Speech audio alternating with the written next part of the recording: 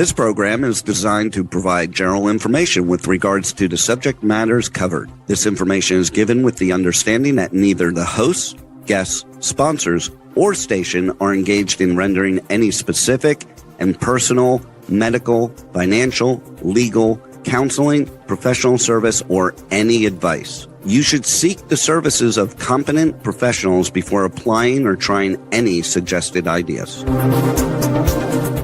The information contained in this podcast is intended for informational purposes only and is not a substitute for individual professional legal advice. The podcast information was carefully compiled from vetted sources and references. However, R.O.S.E Resources Outreach to Safeguard the Elderly cannot guarantee that you will not fall victim to a scam.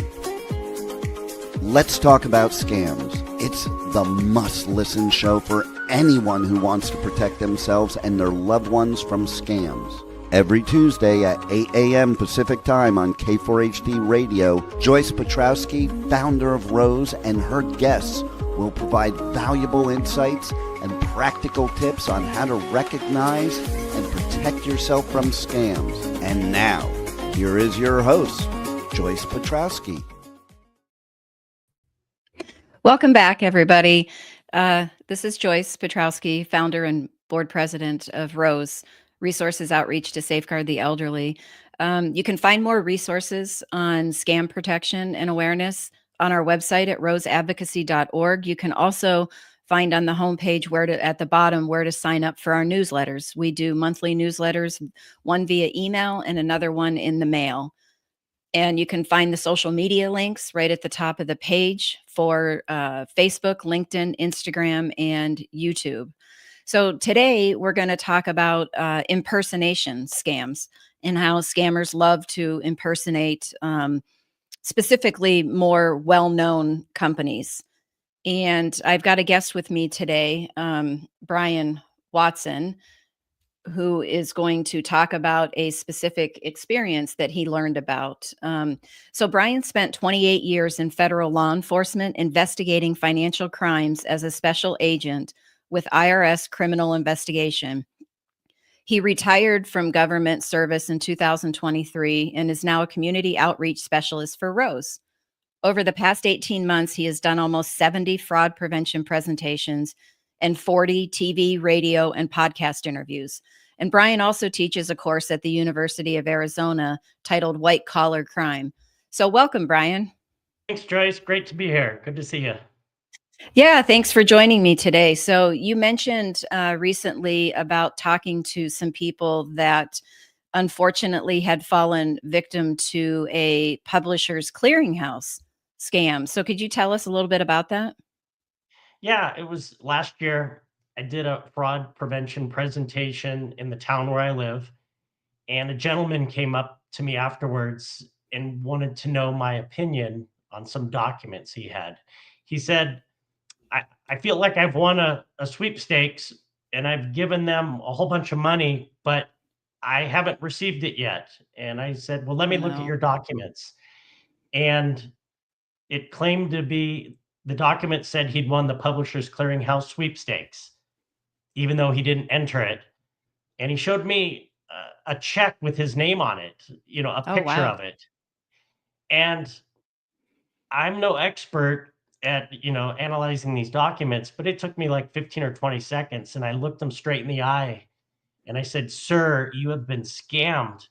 Do not give another penny. And then I soon found out he had paid $300,000 in what he thought were taxes and fees for a $10 million prize. And he just looked at me like a broken man. And it was heartbreaking for me to share that news with him, but he had gotten so excited that he'd won this huge prize. He actually sold a house to come up with the $300,000. And I just felt horrible for him. I checked in with him a week or two later just to see how he was doing. And this was a gentleman in his 70s, and he was planning to go back to work because losing that $300,000 just crippled him financially. Wow. How much, just out of curiosity, the check that they showed him, how much was it for? It said $10 million. Holy cow. Okay. Well, yeah, that can get most people excited, right? Yeah, Especially that's when they I see it mean, in their name. right, and, he everyone wants to win. We Yeah. all have that little spot inside us that wants to win a prize or get something, and he fell for it, and, it's just devastating, and, I could probably reach out to him again. I still have his phone number in my phone, but, part of me is afraid because, something like this has a tremendous effect on someone's mental health. Oh, absolutely, right? We both have talked to Dr. Martina Dove, right, about she wrote the book on the psychology of fraud, scams, and persuasion techniques, I believe is the title of it. And she's very knowledgeable. She did her thesis on the psychological effects and how scammers psychologically get people basically roped into their fraudulent schemes and stuff like that. But then, like you said, it's devastating financially, right? I think a lot of people, that's the first thing they think about, right? Is the money that was lost. But just as important, if not probably more important, is the mental aspect of it. Here this gentleman was living, I'm sure he was retired. You said he was going to go back to work, and he had, whatever funds he had in order to live in retirement the way he wanted to. He probably worked all of his life, and now having to go back to work, and then just that mental, you know, I don't want to say damage, but I'm trying to think of a better word, psychologically and mentally, that you fell victim to this. Yeah, that's the problem of doing presentations is I accumulate stories because Yeah, when you do a presentation or I do a presentation, we make it a shame-free zone. We talk about right. how very smart people fall victim to scams, and it can happen to all of us, happens to all ages. We just know from the numbers that older adults lose more. So after these presentations, people come up to me and share. And Hmm. I appreciate them sharing their stories, and I do as much as I can to help them. But it's tough. But I know it motivates me to get out there and do more because these financial scams and frauds that we're seeing, they're only getting worse before they get better. Right, right. And our whole goal, right, with doing these education and awareness and teaching people how to protect themselves is to get them to recognize the scam early on when the contact is made so they don't go any farther into it. Because the more you engage and the farther you get into it, the least likely you're going to be able to get out of it without losing something, which most of the time is money and could be a substantial amount of money. So, well, I want to you said something about, you mentioned about, um, some of the very smartest people can fall victim to scams. It's interesting because I hear a lot of people talk about, they automatically equate whether it's themselves or they're talking about someone else falling victim to a scam as being stupid. And and I get it. I mean, I've fallen victim to a scam years ago. And yeah, for a little while I felt stupid, right? And but the thing is that it scammers don't rely on intelligence and or lack thereof. And they, a lot of times have no idea what your financial life, your financial means are. They just They just blanket millions and millions of people, hoping that a very, very small, like a half a percent or a percent are going to engage, right? And I don't say this in presentations, but I do think about it, and I probably have said it to you a few times. Is scammers don't send out IQ tests, right? Mm, And mm. want financial statements. That's they're not looking for the people at the low end of the IQ test and the high end of the financial statements, right? Everybody is susceptible to be and will be contacted at some point. So, but I want to take this. this experience that you learned about from this gentleman and equate it to our anatomy of a scam that we created and that we use in the presentations, which the first part is initiating contact. So explain how his experience, how that started with the contact.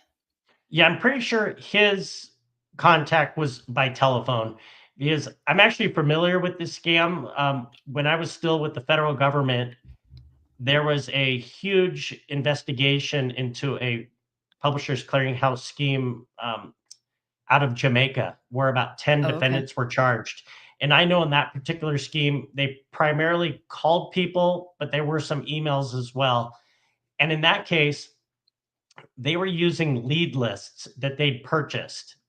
These are Oh, lists that are used to make sales, and they only wanted people that were 80 years and above, because in their oh. mind they thought they had a better chance.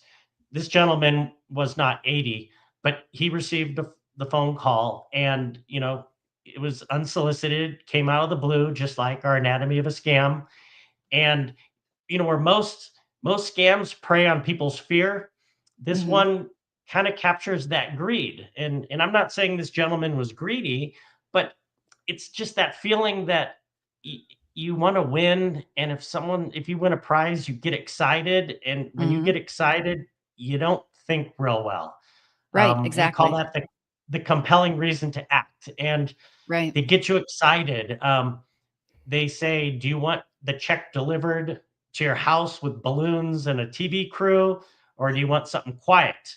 Um, and they'll just get you all excited. How are you going to spend the money? Where are you going to go? And they get you thinking positive thoughts about winning prizes. And then when they enter the conversation of, okay, well, the government is going to have to charge you a little bit of taxes and there's going to be some Uh, fees, you think, oh, okay, that's part of the process. Everyone has to pay taxes. it And, sounds he fell for it. normal, right? It's very normal. And, and then eventually, the third part of the anatomy of scam is the demand for payment. And like I said, that was the taxes and fees. And, and then the other thing I love about our anatomy of a scam is the urgency. They Mhm. keep you on the phone and they get that immediate payment right away. They don't let you think about it. They don't want you to talk to anybody else. Right. But they get you going. And then, as you just mentioned, Joyce, once you start going down that path and they have you for 5, 10, 20 minutes on the phone, it's hard to end that phone conversation Oh, because yeah. they've got you trapped and they're reading from scripts that Mhm. have proven to work and have fooled very smart people.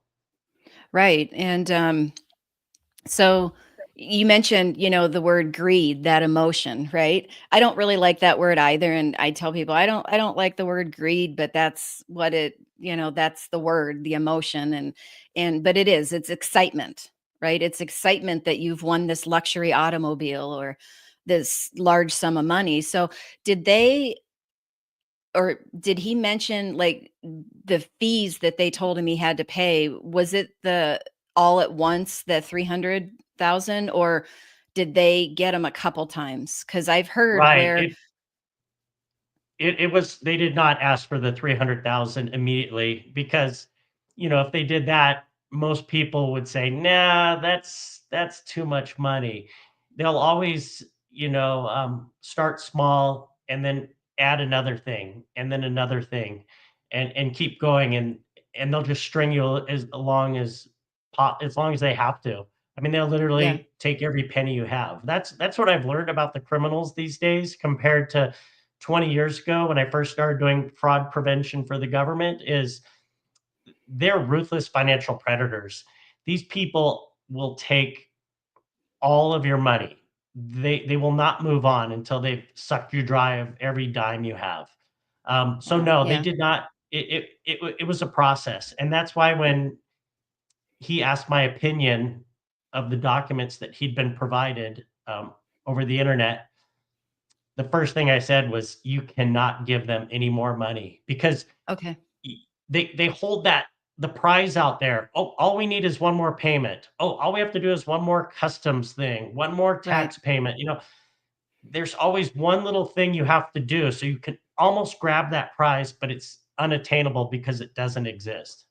Right. They dangle that carrot and it keeps getting closer and closer and closer within your reach to get you more and more and more excited about it. And then it just never fully gets close to you, right? To where you can reach it. It's they just keep it out far enough. So that's um so how did he end up how did he send the money? Did they specifically ask for a or ask for a specific way to send it?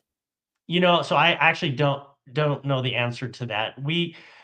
Our conversation that night after the fraud prevention presentation was fairly brief because Okay. we had about 50 people in attendance, and Oh, other okay. people wanted to chat with me as well, and he recognized that. Um, but that's when I said I would follow up with him. I made sure that he reported it to the authorities. Um, Yeah, every time I meet a victim, I always tell them, You need to report it. It may help you, it may help someone else, but it also helps the government track the most accurate exactly. numbers as possible." So Right. I worked with him to make sure that he reported his losses. Yeah. Every person's situation that they go through adds a piece to the puzzle because Hmm. they're not the only one that has unfortunately fallen victim to this scam. So he is not the only one who has fallen victim to this publisher's clearinghouse scam. And the more information that you can give just gives, like you said, the authorities more of a case and more information to be able to find the people, right? Because finding the people and arresting them and then going to prison and stuff like that is great, but unfortunately you're not going to get your money back. No, and it's important to find as many victims as possible, because then you find the accurate loss numbers, the most accurate True. restitution numbers, and that helps provide for longer sentences.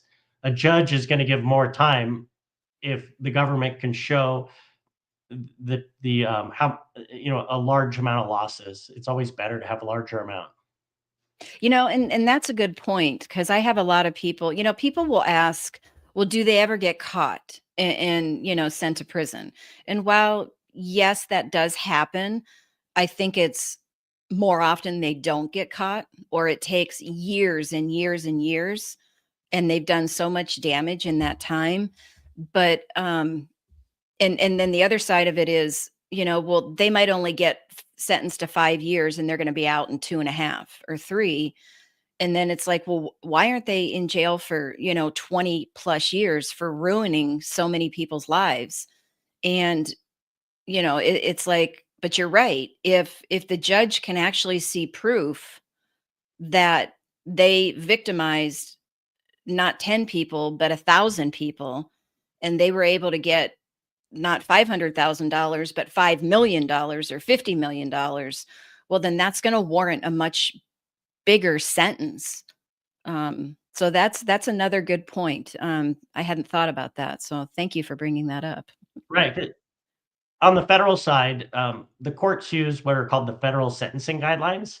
Mhm. They are advisory for judges, but uh, for most cases involving a financial loss, the prime determinant of a sentence is the how much money was lost, and then another thing is how sophisticated the scheme was.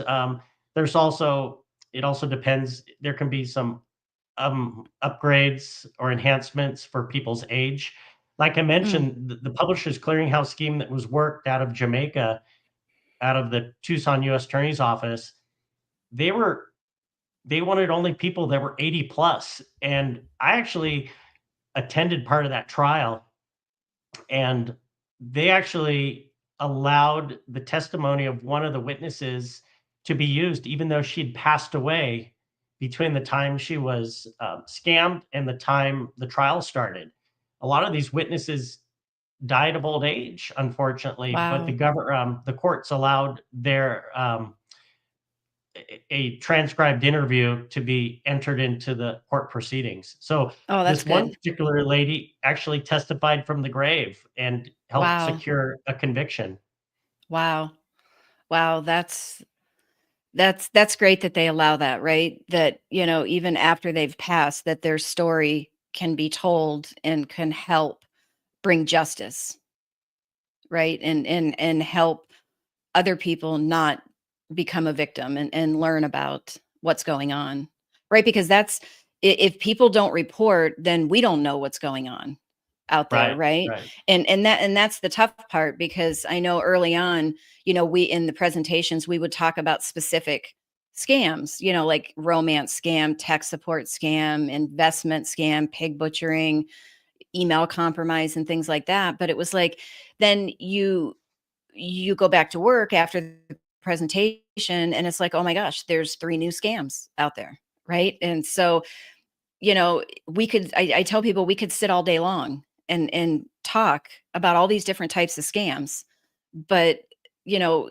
understanding them, how they work just in general. And that's what the Mhm. anatomy of the scam was brought out for, was getting people to understand how the scams work, so they don't have to understand every specific one that comes out.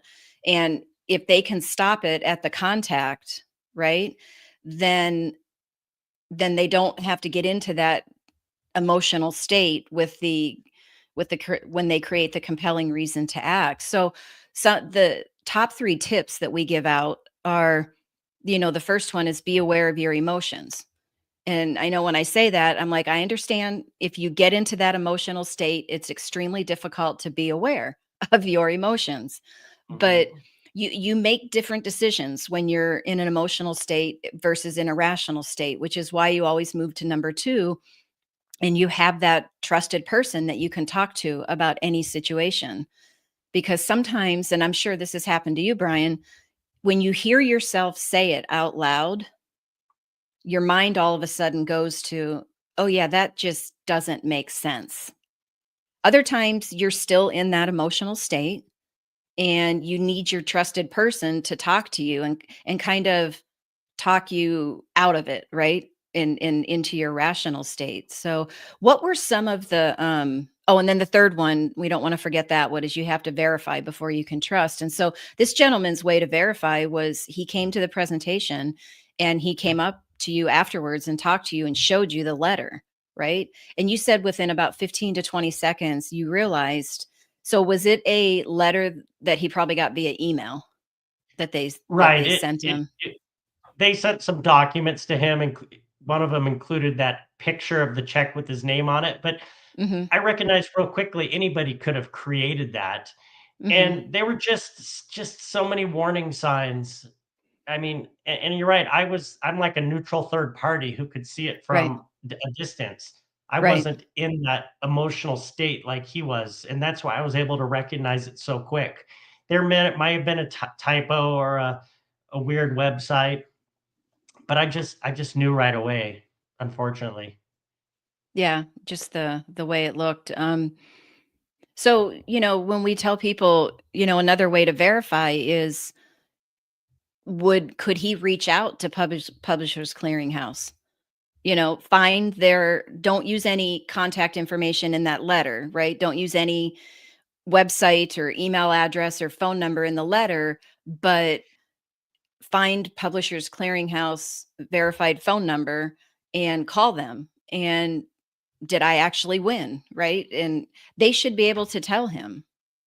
Right, but that is so tough because most people would expect to receive a call from Publishers Clearinghouse, like, to get you True. all excited. Um, you know, I that's great advice, because we've met people that have lost money and scams, phone calls claiming to be from their bank, the security Mhm. department. Right. That happens way too much. But yeah, the best advice is, um, hang up the phone and call from the verified number that you found on your own from their official website, or if it's the bank, the back of your ATM card. But you know, the huge clue in this case is the fees, and the fact that Yeah. you didn't sign up for it. And it falls under the old adage, if it sounds too good to be true, it probably is. But I Yeah. know my mom received the Publishers Clearinghouse call. a few years ago, and the person was very smooth, fast talking, very positive, trying to get her excited. How do you want to spend the money? And luckily, there was a clue somewhere in that conversation that didn't sit right with her, and she didn't fall Hmm. for it. But as you mentioned earlier, they're coming after all of us. They I are. mean, you know, I've actually received the Publishers Clearinghouse call. I was actually working at the IRS one day, and this was about 3 years ago. I'm in the office, my cell phone rang, and the gentleman said, "Oh, have you ever heard of the Publishers Clearinghouse sweepstakes?" And I knew it was a scam right away because people in my office were working that investigation or a variation of it. And I kind of played dumb. Oh, wow, I have. Did I win? And I don't know, maybe I sounded too fake or something. The guy ended up hanging up on me. Uh, I would never be good as an undercover agent. I'm not a good liar. But they're coming after everybody, yeah. not just 80 Right. plus. I Right. was probably late 40s, early 50s when that happened, and like literally calling everybody. Yeah, and it's interesting. You said, they bought the group in Jamaica bought a leads list, right? There's so many legitimate companies that buy leads lists, and you can tailor those based on geographical location, age, if you're male or female, a wide variety of parameters that you can tailor those lead lists. So it's I'm not surprised that Right. scammers are doing that and being able to say, I want this list for just 80-year-olds plus all throughout the United States, or maybe, they're going state by state. Who knows how they're operating. But yeah, there was one other. I hate it when that happens. I thought of something, and as quick as it came in, it went out. I think I'm starting to show my age. So, one thing I will add, Joyce, Yeah. I mentioned this earlier. I said when I do presentations, I'll always get someone who walks up to me afterwards and shares their scam story. But I also get a lot of people that come up to me and say how they avoided a scam or, Oh, that's um, awesome. yeah, and I spoke to this group, a lunchtime group of about 50 women, last month, and after the presentation, I'm not kidding you, about 5 different attendees came up to me, and they told me how they were approached and how they identified it and were not scammed. So, Good. that sent me home very happy that day. It wasn't Yeah. because of me, um, they probably, heard, they're smart, and they recognized it. So not everybody gets scammed. A lot of people are approached and they recognize it and they walk away. And so to me, that's also very motivating as well, because when we're giving these presentations or if they see, television shows or commercials or read an article, Mhm. it all helps. We're all in this together. I mean, it Right, sounds a little cheesy, but it takes a village. It takes all of us working together, looking out for each other, right, to be able to prevent people from getting scammed. right, which is, one of the things we talk about is having a lot of different outlets for people to get information, right? When we first started, we had just the email newsletter, and then it was like, well, you know what? Some people don't wanna get their information and read it on emails. They wanna get it in the mail and hold it and read it, and that's their choice, and so it's like we need to come up with a newsletter we can print and send out in the mail. And even if it doesn't have everything in it because it would be like a book, right? Um, what it does is it keeps scam awareness and how to protect yourself at the top of your mind. And it's not to scare you, but it's to help you develop that healthy skepticism that you can't trust everybody and you have to ask questions. Instead of jumping to believing, you have to ask questions and you have to seek out your trusted person to kind of go over things with, right? And so it just keeps it top of mind. And what you get, everybody is at some point is going to receive it, but your friends might not have received it yet. So if you talk to your friends about it, or if you have an older, loved one that you regularly see or talk to, and you're like, okay, well, I read about this scam, or I read about this protection tool. Weave it into your normal conversation, right? Because you, one, keep those lines of communication open, and you're letting your loved one know that scams are not scary to talk about, that you care about them and you want them to be protected. And so if they have anything that comes along, that you could be their trusted person, and you're not going to pass judgment, right? You're not going to get angry, you're not going to get upset. You just, let's talk about it, and let's see how we can mitigate what's going on. 'Cause I've Yeah, seen that's so why and heard. Go ahead. oh, I'm sorry. That's why I think our monthly newsletter is such an effective tool because it's a conversation starter.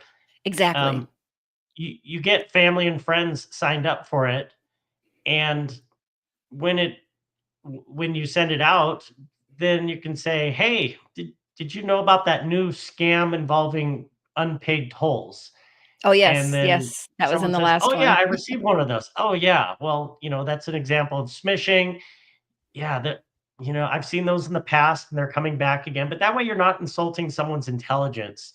Right. Um, no one wants to, you know, get scammed, but also people don't wanna be patronized because of, a lot of times their age. Um, but these are good conversation starters. So like you Mhm. said, it's just a normal thing. We can just talk about scams Right. on like a weekly basis whenever it comes up, and it's not a taboo subject. Right, exactly, and not having the whole conversation be, "Don't do this, and don't do that, and don't do this," because then it kind of feels like, I know if my kids are adults, and if they came to me, and said, "Don't do this," or "Don't," at some point, I would be sitting there going, why do I feel like I'm in kindergarten and the teacher is like about ready to hit me in the knuckles with the ruler, right? You know, it makes you not want to engage in the conversation when all you hear is don't do this, don't do that, don't do this. So just making it positive and all of that stuff, it just really goes a long way. And the more you can share, and like you said, getting people to sign up for our newsletters, right? It just keeps it top of mind, and it's a conversation starter. I like that. It's a conversation starter, right? Um, I still haven't thought about whatever that was.